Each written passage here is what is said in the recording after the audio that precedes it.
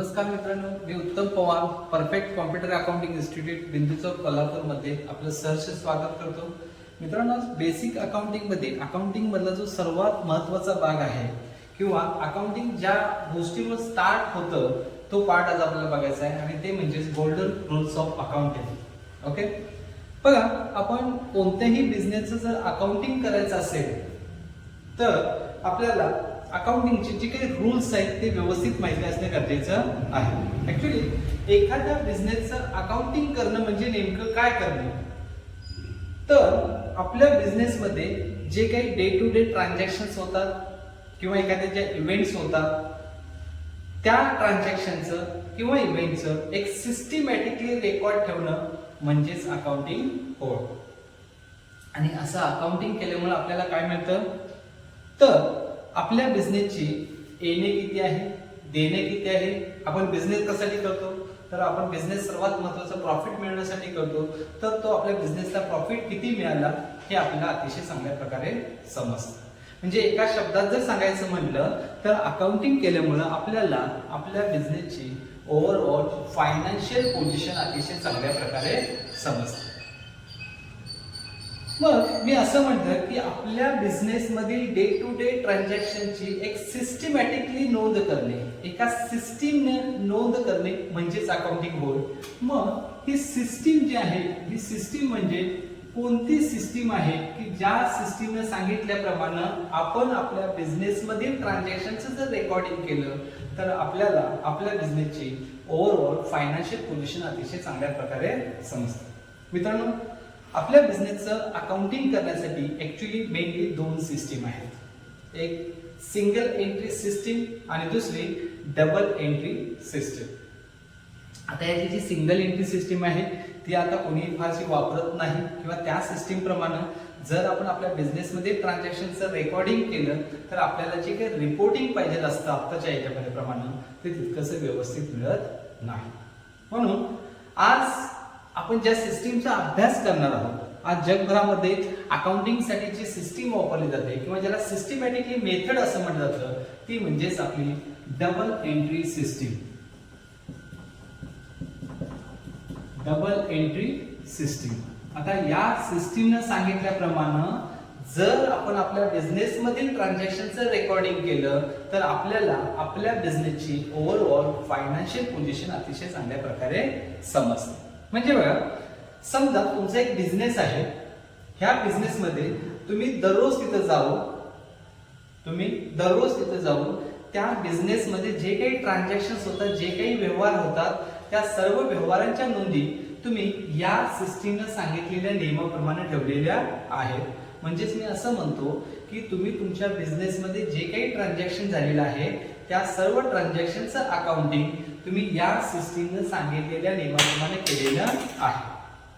आता हे जे काही तुम्ही अकाउंटिंग केलेलं आहे, तुमचं हे अकाउंटिंग मी असं म्हणतो की जगातल्या कोणत्याही व्यक्तीला ज्याला ही सिस्टीम समजते त्याला जर हे सर्व अकाउंटिंग घेऊन जर तुम्ही तिथं नेऊन दाखवलं तर तो तिथं बसून कोणत्या दिवशी तुमच्या बिझनेसमध्ये काय व्यवहार झालेला आहे, तुमचं येणे किती आहे, तुमचं देणे किती आहे, तुमची भांडवल गुंतवणूक किती झालेली आहे, तुमच्या बिझनेसला किती प्रॉफिट झालेला आहे, झालेला प्रॉफिट तुमच्या बिझनेसला योग्य झालेला आहे किंवा नाही याची पूर्ण माहिती तुमच्या इथल्या बिझनेसची जगातला कोणताही व्यक्ती ज्याला ही सिस्टीम समजते तो अतिशय चांगल्या प्रकारे सांगू शकतो.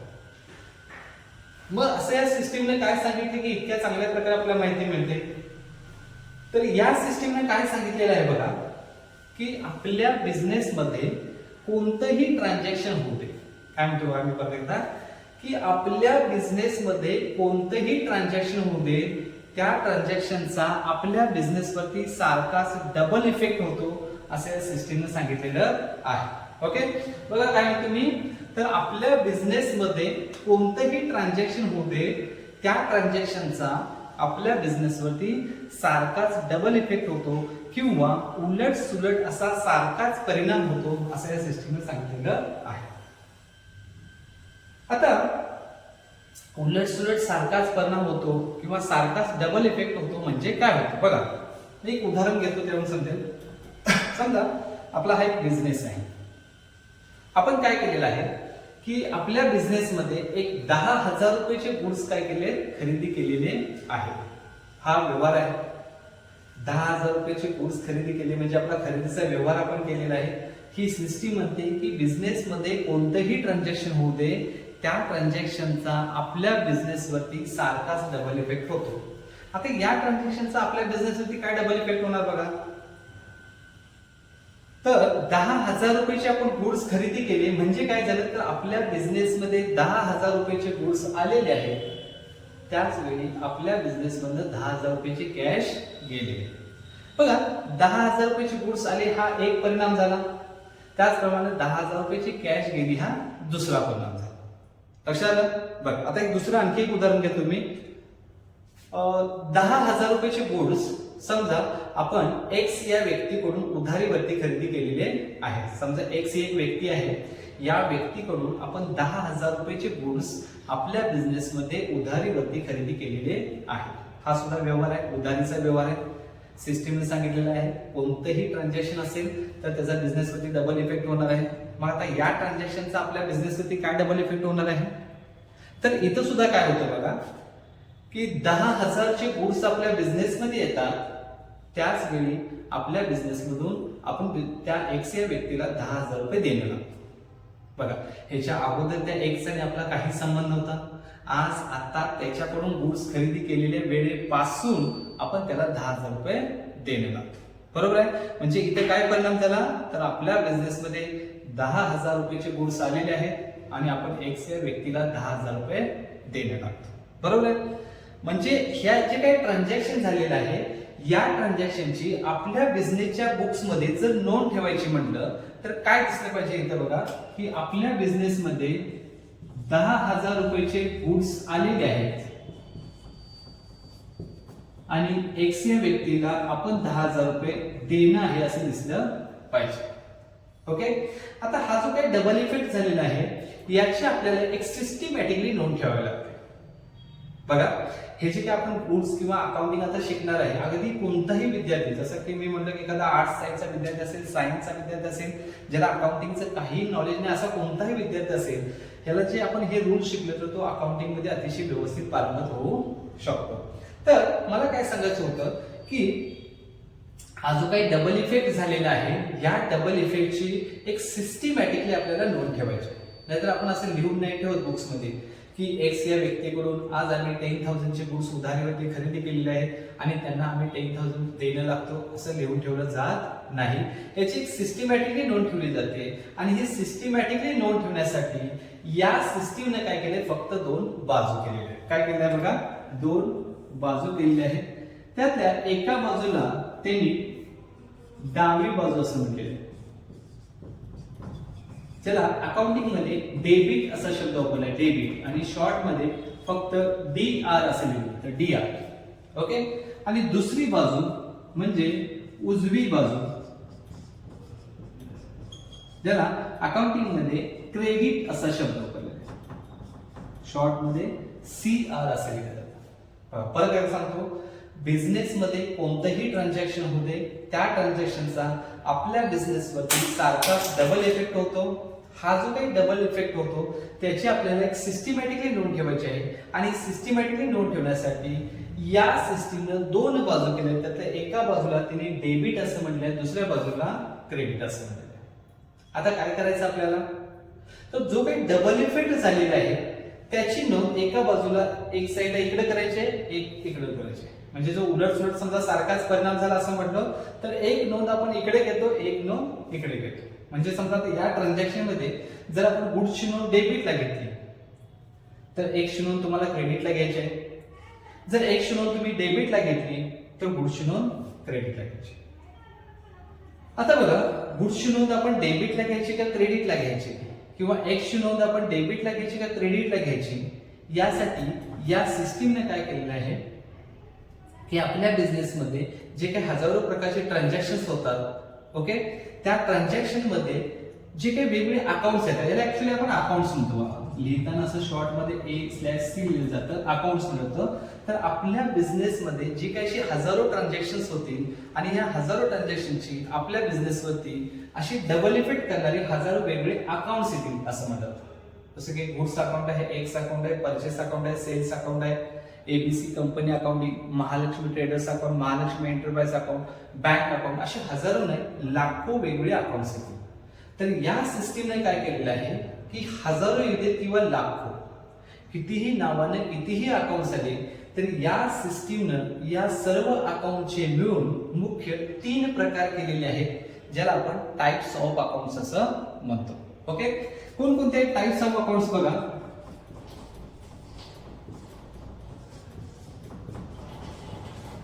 ऍक्च्युली 2 टाइप्स ऑफ अकाउंट्स म्हणतात पण मी इथे डायरेक्टली तुम्हाला 3 सांगतो. पहिलं म्हणजे पर्सनल अकाउंट, दुसरं रियल अकाउंट आणि तिसरं नॉमिनल अकाउंट. असे अकाउंटचे मुख्य 3 प्रकार पडतात. म्हणजे लाखातलं तुम्ही कोणतंही अकाउंट घेतलं, आपल्या बिझनेसमध्ये कितीही ट्रान्झॅक्शन झाली त्या ट्रान्झॅक्शनवरती अशी डबल इफेक्ट करणारी कितीही अकाउंट्स आली तर त्या सर्व अकाउंटचे मिळून या सिस्टीमनं मुख्य 3 प्रकार केले ज्याला आपण टाइप्स ऑफ अकाउंट्स असं म्हणतो. पहिला आहे पर्सनल अकाउंट, दुसरा आहे रिअल अकाउंट आणि तिसरा आहे नॉमिनल. म्हणजे आता या लाखातलं तुम्ही कोणतेही अकाउंट घेतलं तर त्या तिन्हीपैकीच एक अकाउंट असणार आहे. जसं की आता हे गुड्स अकाउंट आहे. आता हे जे गुड्स अकाउंट आहे हे एक तर पर्सनल अकाउंट असणार आहे, एक तर रिअल असणार आहे, एक तर नॉमिनल असणार, याच्या बाहेर अकाउंट नाही. हे जे एक्स अकाउंट आहे हे एक तर पर्सनल असणार आहे, एक तर रिअल असणार आहे किंवा एक तर नॉमिनल असणार आहे, याच्या बाहेर अकाउंट नाही. आता सर्वात महत्वाचं बघा की समजा जर हे गुड्स अकाउंट पर्सनल अकाउंट असेल, आता आपण काय म्हणतो हे तिन्हीपैकीच असणार आहे. बघा, जर हे गुड्स अकाउंट पर्सनल अकाउंट असेल तर या गुड्सची नोंद आता आपण डेबिटला करायची का क्रेडिटला करायची यासाठी या पर्सनल अकाउंटचे नियम आहे. तसंच जर हे गुड्स अकाउंट रिअल अकाउंट असेल तर या गुड्सची नोंद डेबिटला करायची का क्रेडिटला करायची यासाठी रिअल अकाउंटचे नियम आहे.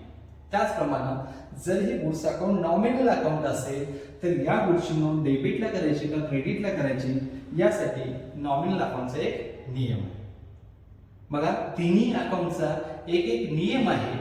या नियमाप्रमाणे आपल्याला बघायचं आहे की त्या अकाउंटला आपल्याला डेबिट करायचं का क्रेडिट करायचं. समजा मी तुम्हाला तिन्ही अकाउंटचे नियम सांगितले किंवा समजा तुम्हाला ऑलरेडी तिन्ही अकाउंटचे नियम माहीत असतील तर पहिल्यांदा आपल्याला त्या अकाउंटच्या नियमाप्रमाणे एखाद्या अकाउंटला डेबिट क्रेडिट करण्याबद्दल पहिल्यांदा आपल्याला हे बघायला पाहिजे की ते जे अकाउंट आहे, समजा हे जे गुड्स अकाउंट आहे हे पर्सनल आहे, रिअल आहे का नॉमिनल आहे हे पहिल्यांदा बघायला पाहिजे. बरोबर आहे. नाहीतर समजा ते नॉमिनल आहे आणि तुम्ही पर्सनलच्या नियमाप्रमाणे त्याला डेबिट क्रेडिट केलं तर सगळं चुकणार तुमचं.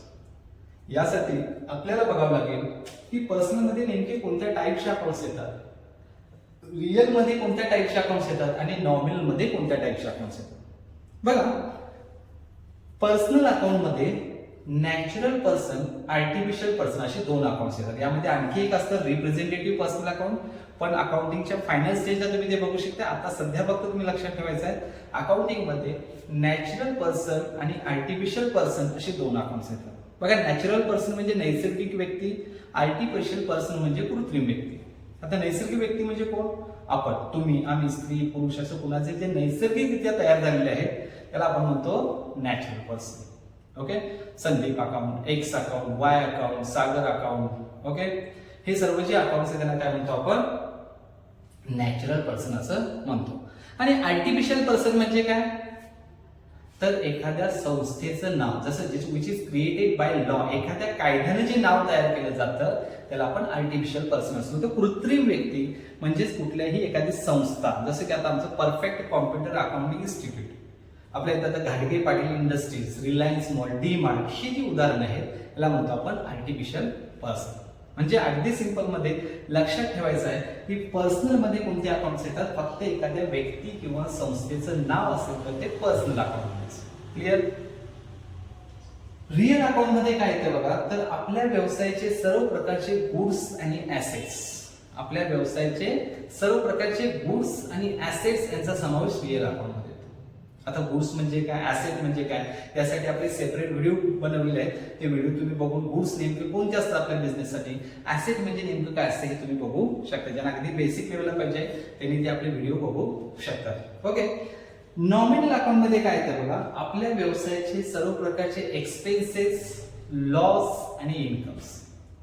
एक्सपेन्सेस म्हणजे आपला खर्च, लॉस म्हणजे तोटा आणि इन्कम म्हणजे आपली मिळकत. आता बघा एक्सपेन्सेस म्हणजे कुठले एक्सपेन्सेस आपले, तर एक्सपेन्सेस म्हणजे काय आपण, तर एखादी आपण वस्तू किंवा सेवा घेतली असेल त्याच्या मोबदल्यात दिलेले पैसे म्हणजे आपले एक्सपेन्सेस. जसं electricity bill paid, salary paid, wages paid, repair charges paid, stationery purchase, हे सर्व आपले एक्सपेन्सेस आहेत. बिझनेस मध्ये आपण लॉस कुठले घेतो, जसे की तुम्ही गुड्स लॉस बाय फायर म्हणता किंवा गुड्स लॉस बाय ऍक्सिडेंट, हे लॉसचे उदाहरण. इन्कम्स कुठले आपल्या बिझनेस मध्ये, तर सेल हा आपला पहिला इन्कम झाला.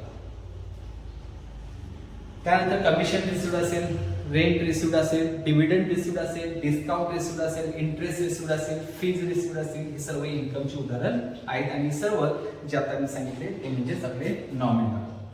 परत एकदा सांगतो, पर्सनल अकाउंट मध्ये व्यक्ती किंवा संस्था येतात, रिअल अकाउंट मध्ये गुड्स किंवा ऍसेट येतात, आणि नॉमिनल अकाउंट मध्ये एक्सपेन्सेस, लॉसेस आणि इन्कम्स येतात. ओके, आता तुम्हाला अकाउंट्स पटकन ओळखता येईल. म्हणजे कोणतेही अकाउंट घेतलं तर त्या पद्धतीने बघायचं की व्यक्ती किंवा संस्था असेल तर पटकन सांगायचं पर्सनल अकाउंट आहे. व्यवहारामध्ये कुठल्याही व्यक्ती किंवा संस्थेचं नाव आलं, तसे ते एक्सचं नाव आलेलं तर ते पर्सनल अकाउंट. बघा, व्यवहारामध्ये जर आपल्या गुड्स किंवा ऍसेट्स असतील, खरेदी केली असतील, विकली असतील, काही झालं असेल तर ते गुड्स किंवा ऍसेट म्हणजे आपलं रिअल अकाउंट. कुठलाही आपण खर्चाचं पेमेंट केलं असेल, कुठलाही आपल्या इन्कमचे पैसे मिळाले असतील, कुठलाही खर्च देणे असेल तर त्याला पटकन तो खर्च म्हणजे किंवा तो इन्कम म्हणजे आपलं नॉमिनल अकाउंट तुम्हाला ओळखते. म्हणजे आता या ट्रान्झॅक्शन मध्ये आपण हे जे ट्रान्झॅक्शन बघितलं होतं, या ट्रान्झॅक्शन मध्ये हे जे गुड्स अकाउंट आहे हे रिअल अकाउंट आहे, हे जे एक्स अकाउंट आहे ते पर्सनल अकाउंट आहे, आपल्याला पटकन ओळखता येतं. आता आपण पहिलं बघूया की एक्स हे जर पर्सनल अकाउंट असेल, एक्स हे जर पर्सनल अकाउंट असेल तर या एक्सची नोंद डेबिटला करायची का क्रेडिटला करायची, यासाठी आपण बघायचं की पर्सनल अकाउंटचा एक नियम आहे. काय आहे पर्सनल अकाउंटचा नियम? अगदी सिंपल, एका ओळीचा नियम आहे debit the receiver, credit the giver.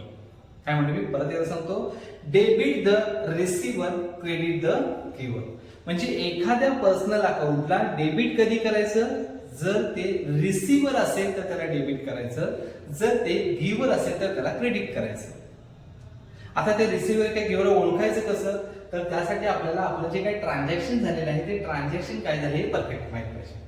आता इथं आपलं ट्रान्झॅक्शन, इथं आपला व्यवहार काय झालेला आहे की आपण काय केलेलं आहे, आपला बिझनेस आहे, आपल्या बिझनेसमध्ये त्या एक्स या व्यक्तीकडून आपण 10,000 रुपयाचे गुड्स काय केलेत, उधारीवरती खरेदी केलेले आहेत. बघा परत सांगतो, एक्स या व्यक्तीकडून आपण आपल्या बिझनेसमध्ये 10,000 रुपयाचे गुड्स उधारीवरती खरेदी केलेले आहे. या ट्रान्झॅक्शन मध्ये आपण बघतोय तो जो कोण एक्स आहे तो एक्स म्हणजे पर्सनल अकाउंट. आता आपला नियम काय सांगतो, आपल्याला बघायचं आहे की त्या एक्सला आपण डेबिट करायचं का क्रेडिट करायचं, कुठल्या पर्सनल अकाउंटच्या नियमाप्रमाणे. बरोबर आहे. मग पर्सनल अकाउंटचा नियम काय म्हटलं आपण, debit the receiver, credit the giver. म्हणजे आपलं हे जे काही ट्रान्झॅक्शन झालेलं आहे या ट्रान्झॅक्शन मध्ये तो जो कोण एक्स आहे तो एक्स जर रिसिव्हर असेल तर त्या एक्सची नोंद डेबिटला करायची, तो जर गिव्हर असेल तर त्याची नोंद क्रेडिटला करायची. आता सर्वात महत्त्वाचं हे मी मराठीमध्ये सांगतो. बघा, आपला हा जो काही पर्टिक्युलर व्यवहार झालेला आहे या व्यवहारामध्ये तो जो कोण एक्स आहे त्या एक्सला जर काही मिळत असेल, त्याला जर काही मिळत असेल या व्यवहारात, मग त्याला गुड्स मिळते, पैसे मिळते, काही मिळते. या पर्टिक्युलर व्यवहारामध्ये त्या एक्सला जर काही मिळत असेल तर एक्सची नोंद डेबिटला करायची. या व्यवहारामध्ये आपला जो काही व्यवहार झालाय या व्यवहारामध्ये त्या एक्स कडून जर काही गेलेलं असेल तर त्या एक्सची नोंद क्रेडिटला करायची. बघा, तुम्ही लिहून घेऊ शकताय, लिहून घेतल्यानंतर क्लिअरिटी तुम्हाला जास्त येईल, परत वाचताना तुमच्या लगेच लक्षात येईल. या व्यवहारामध्ये त्याला जर काही मिळत असेल त्या पर्सनल अकाउंटला तर त्या पर्सनल अकाउंटची नोंद डेबिटला करायची आहे. त्याच्याकडून जर काही जात असेल, गेलेला असेल तर त्याची नोंद क्रेडिटला करायची. बरोबर आहे. मग आपला इथे व्यवहार काय झालाय, तर त्या एक्स या व्यक्तीकडून आपण 10,000 रुपयाचे गुड्स उधारीवरती खरेदी केलेले आहे. बरोबर आहे. मग आता या व्यवहारामध्ये आपण 10,000चे गुड्स एक्स कडून उधारीवरती खरेदी केले, म्हणजेच इथं काय झालंय आहे बघा, तर त्या एक्स कडून इथं 10,000 रुपयाचे गुड्स गेलेले आहेत. आपण त्याला आता पैसे दिलेत का? नाही. म्हणजे याचा अर्थ या व्यवहारामध्ये त्याला काही मिळत नाही. समजा जर मी असा प्रश्न केला असता तुम्हाला की आपला हा जो काही व्यवहार झालेला आहे या व्यवहारामध्ये एक्स ला काही मिळालेलं आहे का त्याच्याकडून काही गेलेलं आहे. तुमचं उत्तर कसं पाहिजे की त्याच्याकडून 10,000 रुपयाचे गुड्स गेलेले आहेत म्हणजे आपल्याला मिळालेले आहेत. पण मी प्रश्न कसा विचारलेला आहे की या व्यवहारामध्ये त्या एक्स ला काही मिळालेलं आहे का त्याच्याकडून काही गेलेलं आहे. बघा मी फक्त त्याचा विचार केला. हा पर्टिक्युलर व्यवहारामध्ये त्याला जर काही मिळालं असेल तर डेबिट, त्याच्याकडून काही गेलं असेल तर क्रेडिट. या व्यवहारामध्ये एक्स कडून 10,000 रुपयाचे गुड्स गेलेले आहेत. त्याला आता आपण पैसे दिले नाही. ज्या दिवशी आपण पैसे दिला तो दिवस वेगळा, तो व्यवहार वेगळा. आता काय झालेलं आहे त्याच्याकडून 10,000 रुपयाचे गुड्स गेलेले आहेत. मग नियम सांगतो त्याला जर काही मिळत असेल तर डेबिट, त्याच्याकडून काही जात असेल तर क्रेडिट. या व्यवहारामधून त्याच्याकडून 10,000 रुपयाचे गुड्स गेलेले आहेत म्हणून एक्स ची नोंद आपल्याला इथं क्रेडिटला करावी लागेल. लक्षात आलं. बघा मी इथे एक्स ची नोंद क्रेडिटलाच का केली असं जर मला कोणी विचारलं तर इथं माझं उत्तर पाहिजे की एक्स हे पर्सनल अकाउंट आहे. पर्सनल अकाउंटचा नियम आहे debit the receiver credit the giver. या ट्रान्झॅक्शन मध्ये एक्स गिव्हर आहे त्याच्याकडून 10,000 रुपयाचे गुड्स गेलेले आहेत म्हणून मी एक्स इथं क्रेडिट केलं. Okay clear. बघा आता जसं आपण मागाशी म्हणलं होतं की एका अकाउंटला जर डेबिट केलं तर दुसऱ्या अकाउंटला क्रेडिटच होणार आहे. एका अकाउंटला जर आपण क्रेडिट केलं तर दुसऱ्या अकाउंटला डेबिटच होणार आहे. बरोबर आहे. मग आता या ट्रान्झॅक्शन मध्ये आपण एक्स नोंद क्रेडिटला केली याचा अर्थ पुढची नोंद आता काय करणार आपण डेबिटलाच होणार आहे. पण तरी सुद्धा गुड्सची नोंद डेबिटलाच का हे सुद्धा इथं आपल्याला बघायचं आहे. बघा गुड्स कोणता अकाउंट आहे म्हटलं आपण गुड्स हे रिअल अकाउंट आहे. मग रिअल अकाउंटच्या नियमानुसार आपल्याला बघायचं आहे की गुड्सला डेबिट करायचं का क्रेडिट करायचं. ओके बघा गुड्स रिअल अकाउंट आहे. रिअल अकाउंटचा नियम आहे debit what comes in credit what goes out. Simple नियम आहे. एका ओळीचे एक नियम आहे. डेबिट व्हॉट कम्स इन आपल्या बिझनेस मध्ये जर काही येत असेल आलेलं असेल तर त्याला डेबिट करायचं. आपल्या व्यवसायामधून जर काही जात असेल किंवा गेलेलं असेल तर त्याला क्रेडिट करायचं. बघा जर काही म्हणजे मी आता सांगितलं की रिअल मध्ये फक्त गुड्स किंवा ऍसेट असेल म्हणजे गुड्स किंवा ऍसेट जर आपल्या व्यवसायामध्ये आलेले असेल तर त्यांना डेबिट करायचं. आपल्या व्यवसायात जर गेले असतील तर त्यांना क्रेडिट करायचं. बघा या व्यवहारामध्ये काय झालेलं आहे की गुड्स आपण खरेदी केलेत. एक्स या व्यक्तीकडून 10,000 रुपयाचे गुड्स उधारीमध्ये खरेदी केले म्हणजे गुड्स आपल्या व्यवसायात आलेले आहेत. मग रिअल अकाउंटच्या नियमानुसार जर येत असतील तर त्यांना आपण काय करायला पाहिजे डेबिट करायला पाहिजे. रिअल अकाउंटच्या नियमानुसार इथे गुड्स 10,000च्या आपल्या बिझनेस मध्ये आलेले आहेत त्यामुळे गुड्सला इथं आपण काय केलेलं आहे डेबिट केलेलं आहे. लक्षात आले दोन अकाउंटचे नियम. ओके आता मी नॉमिनल अकाउंट साठी एक वेगळे एक्झाम्पल घेतो. त्या वेगळ्या एक्झाम्पल वरून आपण नॉमिनल अकाउंटला डेबिट कधी करायचं आणि क्रेडिट कधी करायचं आपल्याला बघायचं आहे. एक वेगळे एक्झाम्पल घेतो मी त्यासाठी.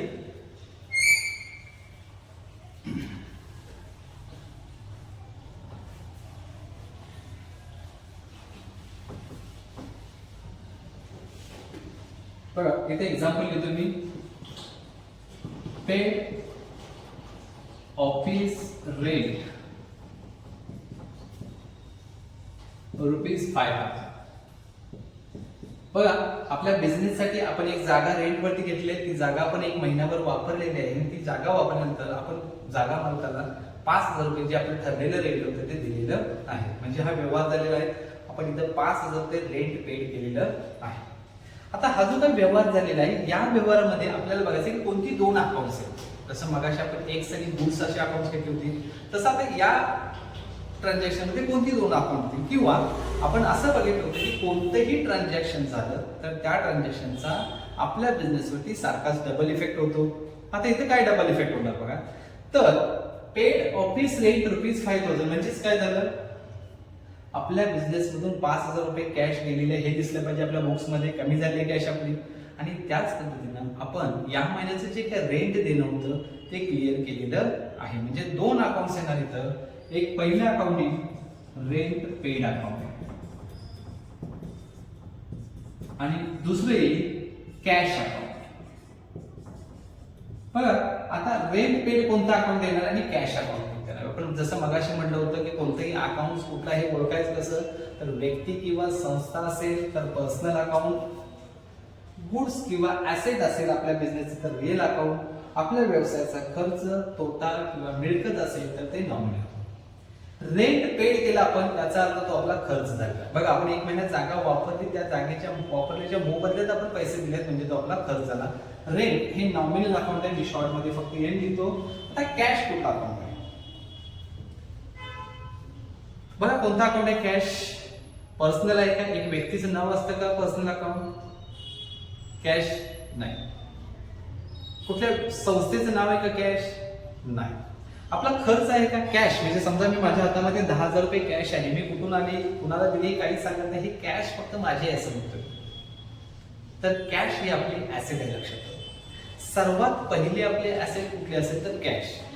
आपण बिल्डिंग, फर्निचर, मशिनरी या सर्वांना ऍसेट म्हणतो, बरोबर आहे. पण शेवटी त्याचं व्हॅल्युएशन पैशामध्येच करतो ना, की एवढ्या रकमेची, एवढ्या किमतीची आहे ते. त्यामुळे सर्वात पहिली ऍसेट कुठली असेल तर आपली कॅश, आणि कॅश ऍसेट आहे म्हणून रिअल अकाउंट. ओके. आता बघा रेंट पेड नॉमिनल अकाउंट आहे आणि कॅश रिअल अकाउंट आहे.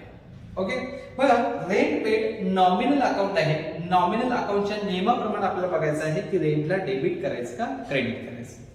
काय आहे नॉमिनल अकाउंटचा नियम? Debit all expenses and losses, credit all gains and incomes. कोणत्याही प्रकारचा आपल्या व्यवसायाचा खर्च किंवा तोटा असेल तर त्याला डेबिट करायचं, इन्कम असेल तर त्याला क्रेडिट करायचं. खर्च किंवा तोटा असेल तर डेबिट, एक्सपेन्सेस और लॉस डेबिट करायचं, इन्कम और गेन्स क्रेडिट करायचं. कुठल्याही प्रकारची आपली मिळकत असेल तर त्याला क्रेडिट करायचं. इथं बघा आपण रेंट पेड केलेला आहे म्हणजे आपला एक्सपेन्सेस झालेला आहे, मग खर्च किंवा तोटा असेल तर त्याला आपण डेबिट करतो. रेंट पेडला डेबिट होईल. 5,000 रुपये डेबिट केले मी. कॅश रिअल अकाउंट आहे, आपण आत्ताच रिअल अकाउंटचा नियम बघितला. Debit what comes in, credit what goes out. आपल्या व्यवसायामध्ये जर आला असेल तर डेबिट, आपल्या व्यवसायातून गेला असेल तर क्रेडिट. कॅश व्यवसायामध्ये आपल्या गेलेली आहे त्यामुळे इथे कॅशला आपण काय करणार? क्रेडिट करणार. बघा मित्रांनो, हे 3 अकाउंट्स आणि त्याचे हे रूल्स आहेत, ज्याला आपण गोल्डन रूल्स ऑफ अकाउंटिंग म्हणतो. अकाउंटिंगच्या फील्डमध्ये तुम्ही जोपर्यंत काम करत आहात किंवा तुम्ही जर कॉमर्स स्टुडंट असाल तर लाईफ टाईम हे 3 अकाउंटचे रूल आणि त्याचे नियम तुम्ही कधीही विसरता कामा नये. ओके.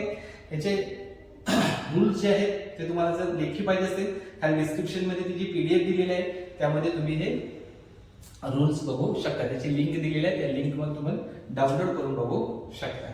ओके. तुम्हाला ह्यामध्ये हे व्यवस्थित समजले असेल गृहीत धरतो मी. ह्याच्यामध्ये ऍक्च्युली मी सांगायचं विसरलो की हे जे डेबिट क्रेडिट करतो याला ऍक्च्युली आपण एंट्री करणं असं म्हणतो. काय म्हणतो आपण? एंट्री करणं असं म्हणतो. ही एंट्री आपण एका बुक मध्ये करत होतो पहिलं मॅन्युअली करत असताना, ज्याला आपण जर्नल बुक असं म्हणतो. आणि जर्नल बुक मध्ये एंट्री करणं यालाच आपण जर्नल एंट्री करणं असं म्हणतो. मी थोडक्यात सांगतो की जे 11वी जे स्टुडंट आहेत त्यांना हे व्हिडिओ बघतात त्यांना की जर्नल एंट्री नेमकी तुम्हाला बुक्स मध्ये कशी लिहायची असते. ऍक्च्युली टॅली सारख्या सॉफ्टवेअर मध्ये हे डेबिट क्रेडिट करताना टॅलीमध्ये सगळी तयार फॉर्मॅट असतात, त्यामध्ये डेबिटच्या ठिकाणी आपण डेबिट टाकायचं असतं, क्रेडिटच्या ठिकाणी क्रेडिट टाकायचं असतं. टॅली सगळं ऑटोमॅटिक करून घेतं. पण तुम्ही कॉलेजमध्ये आज अकाउंटिंग करत असताना किंवा तुम्हाला एक्झामला देत असताना ज्या पद्धतीने जर्नल एंट्रीची मांडणी करायची असते ते आपल्याला थोडक्यात इथं बघूया. ऍक्च्युली पहिले जे आपलं जर्नल बुक असायचं, हे जर्नल बुक जे असायचं या जर्नल बुक मध्ये जे पेजेस असायचे त्या पेजेस वरती साधारणतः असे कॉलम असायचे. बघा सिंपल मध्ये मी इथे घेतो फक्त असे कॉलम्स असायचे तिथं.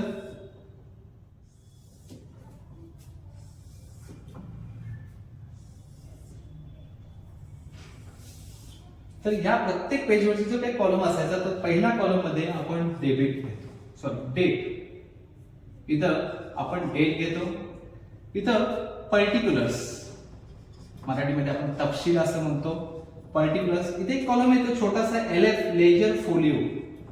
लेजर फोलिओ म्हणजे पेजवर पुढचं आपलं जे नेक्स्ट व्हिडिओ असेल त्यामध्ये आपण लेजर म्हणजे काय बघणार ते आपण LF आणि JF असं ते क्लिअर करूया. आपण इथं डेबिट अमाऊंट आणि क्रेडिट अमाऊंट म्हणजे आपण ही जी जर्नल एंट्री करतो त्या जर्नल एंट्रीची मांडणी कशी करतो बघा आपण. तर डेट म्हणजे काय, तर ऍक्च्युली आपण अकाउंटिंगची जी डेफिनेशन बघितली की डे टू डे बिझनेस ट्रान्झॅक्शनचं सिस्टमॅटिक रेकॉर्डिंग करतो.